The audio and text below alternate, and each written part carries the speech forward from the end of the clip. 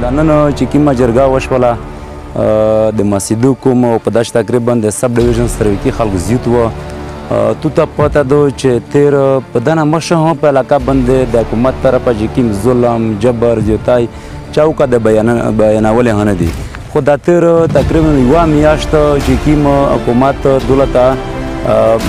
د خلکو وچ پوچه تنګول شروع کړل نیول شروع کړل او په داسې طریقه سره چې هغه بې انتهایي په ظلم په جبر او د خلکو کورونه ته وروشتل تقریبا په دا 20 میاشتې دولت ته 40 سلونه بوندې د دغه علاقې ځوانون مشرون علما کرام چې دغه فوج او د ملیشه ورسره چې کوم سکیورټي نور ادارې پولیس ورسره نور چې کوم امن کمیټې په نوم باندې دي لوی ادارې په لاګاډې وي دا د خلکو کورونه ته وروشتل او چاته ویل ها چې دولت طالب ګرځي تو ماړې ورکړي دو او چاته وی چې تو سره اصلاح پراته دو او چاته وی چې ته د موتا جاسوسي کاوه د مو د پراچار لارې کاوه په دانو مبندې حکومت دا کسان وړل او ویس ها د مو په سبب باندې 30 کسان د سره دا پوره کلاشي دي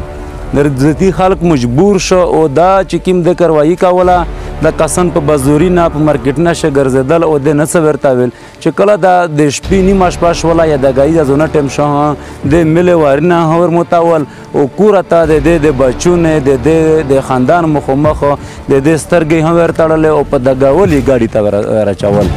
دا زتی او کا خپل نه د خپل ملک داري فوج دا سرکاتینه نه کوي لکه د چې کوم حرکتونه کوي د ظلم خلاف کوم وروته مخشه په باران جرګه وشوله د 20 نن چې کوم د 4 تاریخ د وطن میاشتې کوم جرګه وشوله دا دغه باره شوه چې دا ظلم زتی موږ نشي برداشت کولای موږ امن غوړي د پاکستان د ریاست او دغه جنسنتي امن غوړي چې د خدای په رضا موږ معاف کړي صحیح او په جرګه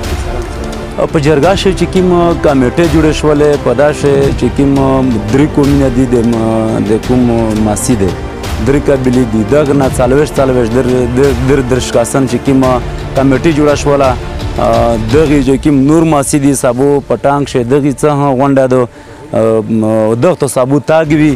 دغه د ټوله دا غونډه د مطالبه د حکومت نه چې مشته امن رکاتو د امن پنمه باندې علاقه تر واستلې میژ علاقه پرې شو تو ته تور واستلې چې په علاقه کې امن دی نن د امن ذمہ ورتیا ده تو دو نه مسجد پکو خلی نه میژ اصلار خلی چې کله ته دولت موجوده وي په داخوره باندې در ذمہ ورتیا ده تو دو د کمیشته امن ذمہ ورتیا کوي ها بیا ټول د نه پولیس غوړي نه فوجي غوړي نه یو اداره غوړي دولت بیا مش پر سره وروري موږ هم په زوده طریقه سره ها قاضیتین د چا نه امن مطالبه کوله ها د حکومت نه بیا موږ نه کوي